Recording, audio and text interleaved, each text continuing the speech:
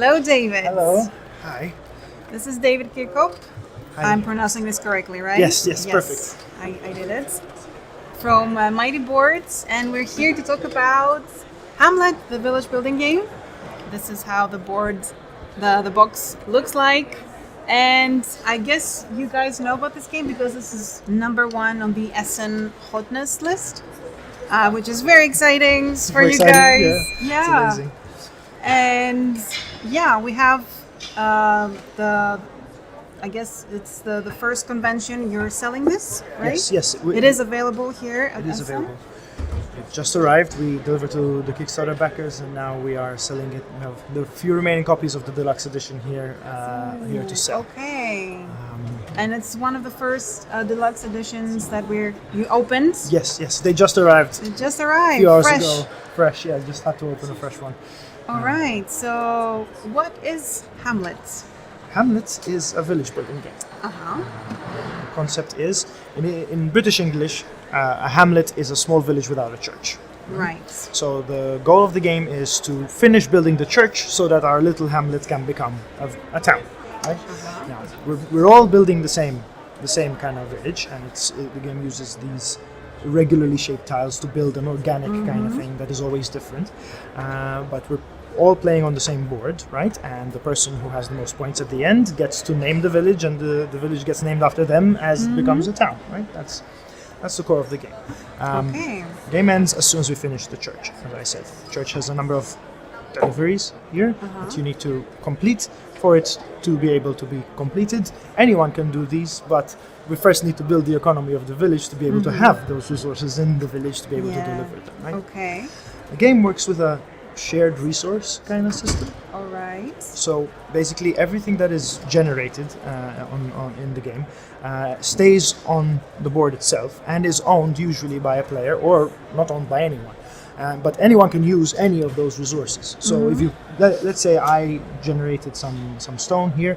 Now it's your turn, you can go and use that stone. And the same applies for refining materials. Is this good for you? Because you produced the stone, but I took the stone. Yes. Is it still... So because if you go with a worker, let's say to the quarry, he takes 2 money for working, and he's generated stone for everyone to use. So the worker has gained money, and maybe the stone is there for him to use, right? And others to use, and now the whole entire village has that sort of thing. Okay. Later on, you'll be generating resources of your own color, and these go on the board as well. Anyone can use them, but when they are used, you get a reward, usually in points and money. Right? I like how tiny this is. Super cute, yeah. Okay. This is basically the concept of the game.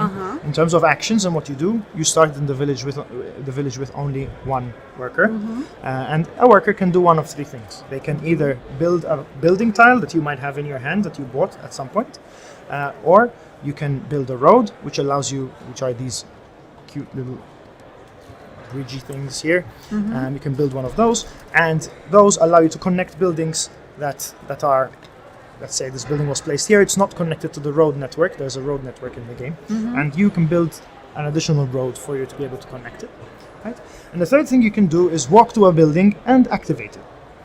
But to walk there, you need to have a road that allows you to get there, right? If there's no road, then the building can't be made.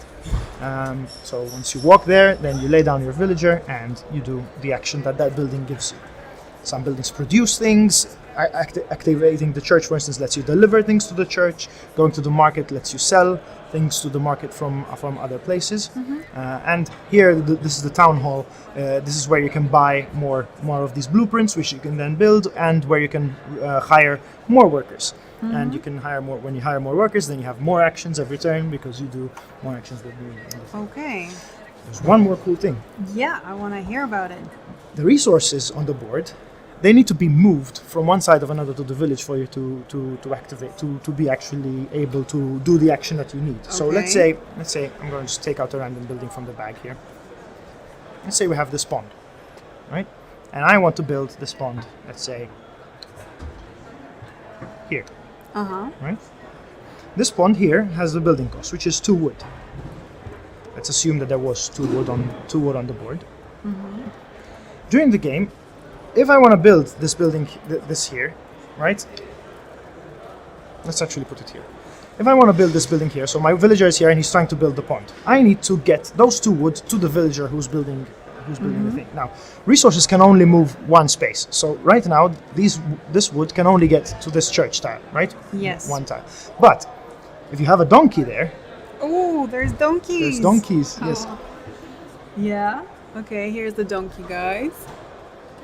Yeah, moving the stuff. So if you have a donkey there, then the resources can, if they land on a tile where you have one donkey of your color, then they can move one more tile. Okay. Right? So But the donkey moves as well, right? no, the donkey stays no? there. Okay. But what you can do, you can create chains of donkeys. So let's say once you've built this building and you want to build another building here, then Oh. you can have another donkey here, and this resource can go to this donkey, and to the other. Okay, so yeah, moves like all the way to here and this. Exactly. over The here. donkey carries from one side of the Okay, right. The vision of it is Yeah. that, right? So apart from doing the different actions, these workers are running around the village doing actions in different places. You're also slowly building your little network where you can actually move stuff around. So the sure, you might actually have created something for someone else, but if you're the only one who has built the network to be able to actually move stuff from there, then Yeah. you have a monopoly on that part of the board, right? Right. And the donkeys can move, so you can change each turn. You can move the donkeys, each donkey one space. So Yeah. you could reconfigure your trains. Yeah. Imagine they were like trains, and you're like in a train game, and you're carrying Yeah, them, yeah, but they yeah, can yeah, move, so yeah. you can reconfigure where your networks are placed. Okay. Wow. That's how the game works. That's how the game works. I have a question for you. So David has made Pursuit of Happiness and Petrichor. Petrichor has a very unique theme, and I think this one, Hamlet, as well, has a very unique theme. And I wonder, how do you get the inspiration for the themes? Because in Petrichor, you are a cloud. Here, you're building a village in a communal way with other people. Like, how did you get this idea for the theme? The idea for Hamlet comes from my childhood playing like video games, like the Settlers, or not the Settlers of Catan, the Settlers, the video game, the village building game, or for instance World of Warcraft or stuff like this. And I really enjoyed the feeling of the village growing and your workers carrying resources from one place to another, and the fact that you needed to adapt to the changing terrain that you had around you. So the village wasn't regular, it grows based on the places that you need things. So if, let's say, you want to build a sawmill which requires wood, then building it close to the woodcutter, then that's a good idea in those games, right? And here in Hamlet is the same. I wanted to make a village builder that has a nice sense of space, a nice sense of place, and that place that you create every time is always going to be different. Yeah, yeah. It has this I don't know, like both Petrichor and Hamlet have this feeling of, I don't know, being innocent and colorful, and I don't know, this good place inside you. I don't know, I really like that. I mean, that's kind of like what I like to do, the things that make me feel good, right? Yeah. So in many ways, both of these make me feel good, and they are, Petrichor comes from a word that made me feel good. The word Petrichor, that's what inspired the game, and here it comes from a memory that makes me feel good, right? Right. So it's all about kind of, in some way, recreating these things that feel good for me, and putting them in products that at least are reminiscent of a thing or a place or a thought or some sort of feeling. Yeah, that's very nice. And this did very well on Kickstarter, right? Yes. And people can find it here at Essen. Yes, correct. Correct. How many players can play? Plays Hamlet? 1 to 4. 1 to 4. 1 to 4. There's a solo mode against a bot called Botrick. Okay. I was looking to see if the other David made the... David Turci. David Turci made he the did solo? work on the solo mode, yes, Okay. with Nick Shaw. Yes. All Nick Shaw and right. David Turci did the solo mode. Okay. It's on the back of the box, you only have the front. Right, yes. Yes, they did. Okay. What else I wanted to ask? I wanted to ask about the design process and the development process. How long was that for you, and were there any particular challenges? Okay, yeah, Hamlet was very long development process actually. I made around 7 games, 7 completely different games that tried to get that feeling that I was talking about before, right? Tried to really get me to that sense of place and things. So I started working on the first version of Hamlet in around 2016, I would say. 2016. Wow. So I don't know. I don't know how many I was years that still is. with Mighty Boards. Yes, back yes, then. back then. But yes, back then I made a version, I made another one, and I always shelve it, or I don't like it, or I keep it for a while. But this one is the one that's kind of stuck, and I'm really, really fond of it. Went through a lot of iterations, a lot of different kind of things to get here. But this version of Hamlet, I would say, like, this game called Hamlet, not the other 6 games called Hamlet. Yeah. I guess I came up with it around 2020, I would say, and then I continued to develop it through 2021, and then we had the Kickstarter this year. Okay. And what is your favorite thing about the game? Like, if you had to pick one thing.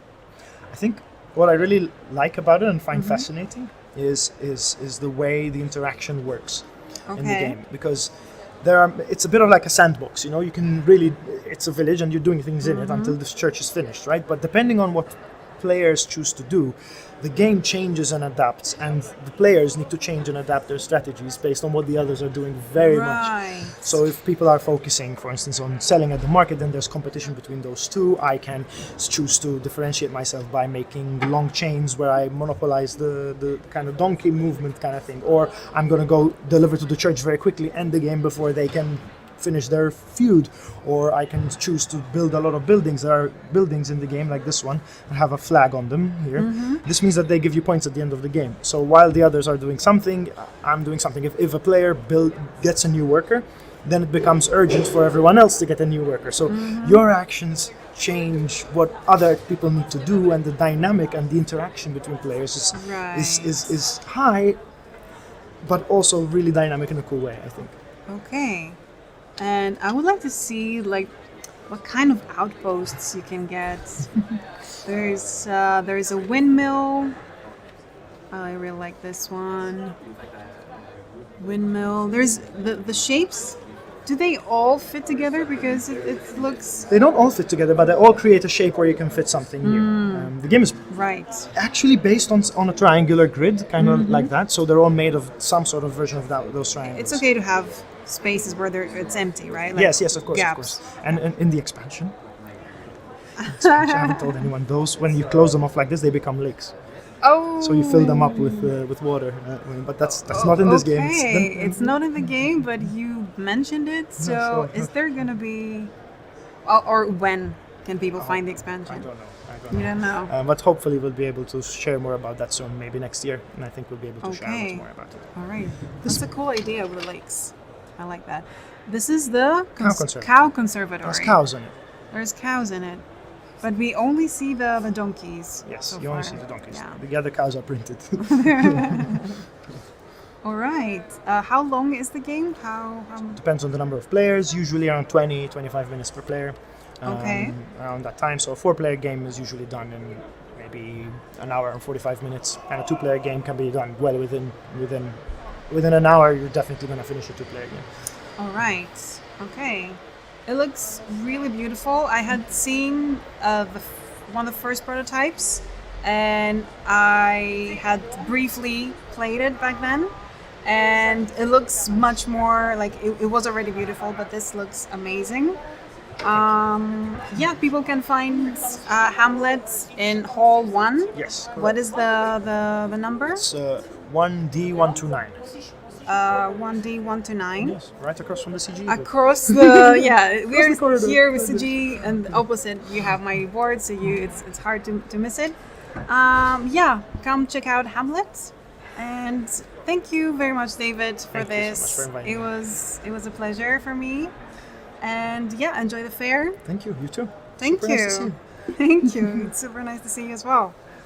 Yeah, guys, check out Hamlet. And when is it gonna reach the shops? Right. So right now we've only printed the Kickstarter version of the game. The retail version is printing right now. So in a few months, I guess, it will hit retail shops maybe early next year. All right. So for people who cannot come here to pick it up, you can wait a few months and you're gonna be able to order it. Thank you so much, David. Thank you so much. Thank you. Bye bye.